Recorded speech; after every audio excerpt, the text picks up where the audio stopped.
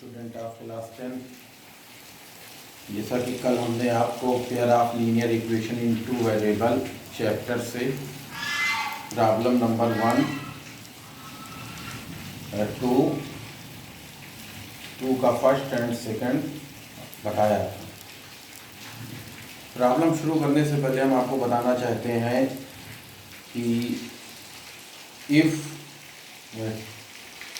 To pair of lines a1x plus b1y plus c1 is equal to 0, a2x plus b2y plus c2 is equal to 0 में यदि a1 by a2 b1 by b2 की equal ना हो, यानी a1 by a2 not equal to b1 by b2, तो लाइनें intersect करेंगी graph पे और अलजेब्रिक जो रिप्रेजेंटेशन होगा वो एग्जैक्टली वन सॉल्यूशन यानी यूनिक सॉल्यूशन होगा।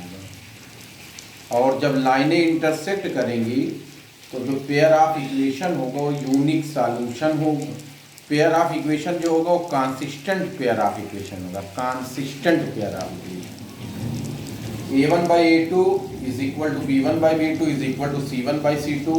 ग्राफ पे कोइंसिडेंट लाइंस होगी, इनफाइनाइट मेनी सॉल्यूशन होगा। और जब इनफाइनाइट मेनी सॉल्यूशन होगा तो भी कंसिस्टेंट पेयर ऑफ इक्वेशन होगा। यानी अगर लाइनें इंटरसेक्ट करेगी तो consistent pair of equation, infinite many solution होगा तब भी कंसिस्टेंट पेयर ऑफ इक्वेशन होगा। और अगर a1 by a2 is equal to b1 by b2 not equal to c1 by c2 parallel line होगी, नो सॉल्यूशन होगा। और पेयर ऑफ इक्वेशन जो होगा वो इनकंसिस्टेंट होगा, यानी पैरेलल लाइंस पे नो सॉल्यूशन पे इनकंसिस्टेंट पेयर ऑफ इक्वेशन बनेगा।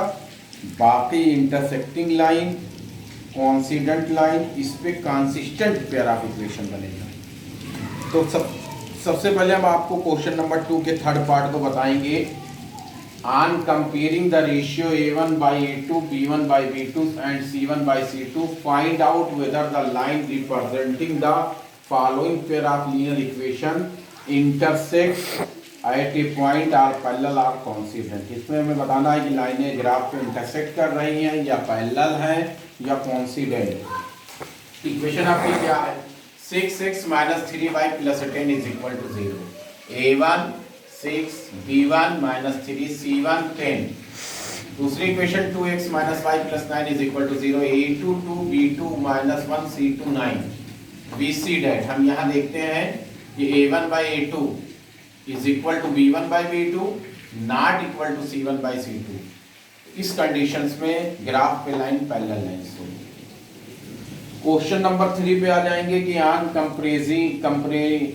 comparing the ratio a1 by a2, b1 by b2 and c1 by c2, find out whether the following pair of linear equation are consistent or inconsistent। जैसा कि अभी हमने शुरू में आपको बताया है कि consistent की जो conditions है वो जब लाइनें इंटरसेक्ट करेंगी तो consistent pair of equation होगा, यूनिक सॉल्यूशन होगा और consistent pair of equation होगा।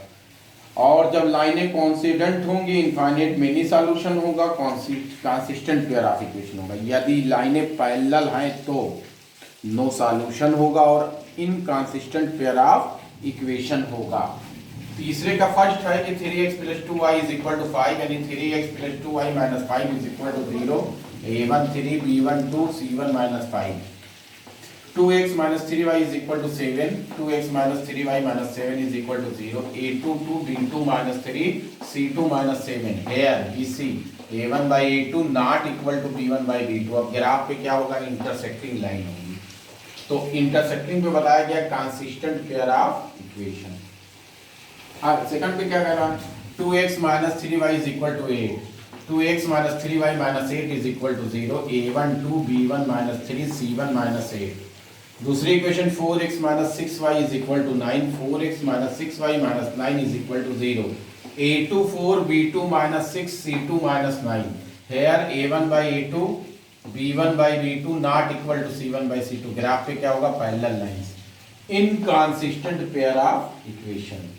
थर्ड पे क्या है? 3 by 2x plus 5 by 3y is equal to 7, यानी 3 by 2x plus 5 by 3y minus 7 is equal to 0 पहली equation. A1 3 by 2, B1 5 by 3, C1 minus 7. 9x minus 10y is equal to 14. 9x minus 10y minus 14 is equal to 0. Second.